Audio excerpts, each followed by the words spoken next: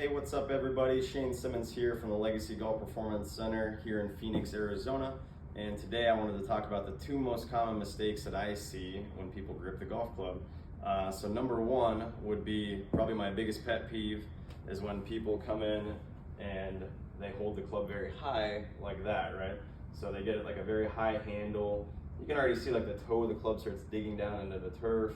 And the club goes from a position where it's in my fingers to a position where it starts sliding up through the middle part of my hand here when I'm gripping it kind of high like this, when the grip handle gets high, right? So that's no good. It actually creates a very palmy grip. And the issue with that is I start developing space between like the grip handle and my fingers. You can see there's a big gap here.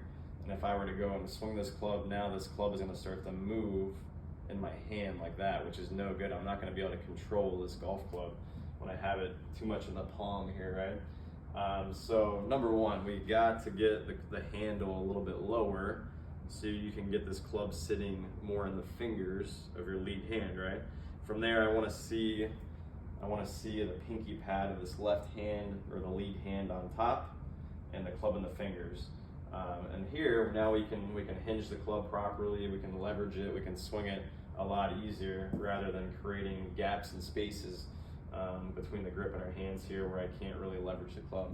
So got to get that handle a little bit lower. A good tip for that, I'll have people kind of grip it along the side of their body where the handle just kind of naturally sits a little lower, club sits pretty flat on the ground instead of getting into it like this, right?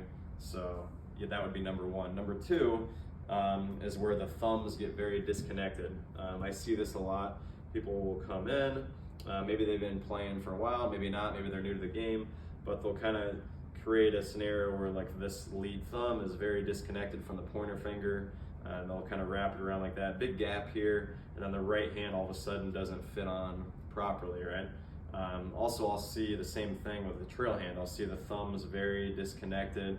I'll see the club sitting very high in the palm of the right hand as well, and the thumb is kind of looking like that, where the club is really just sitting in like the palm of the hand instead of the fingers. What happens is when people go to the top, again, the club starts kind of dangling, they can't leverage it, so they really just can't support the club when they grip it like that. So the best tip for that would be to get the thumbs connected to the pointer fingers. From there, again, place the club in the fingers, keep the connection of the thumbs of the pointer fingers, cover that thumb up. Again, even with the trail hand, I really want to see that thumb connected to the pointer finger and the trail hand. And what's going to happen is now we can actually hinge it, we can swing it, we can manage the weight of this club and we can leverage it. Also, with the connection of the thumbs to the pointer finger, I can now leverage the club at the top, I can support the club. If I lose that, the club starts to dangle like that.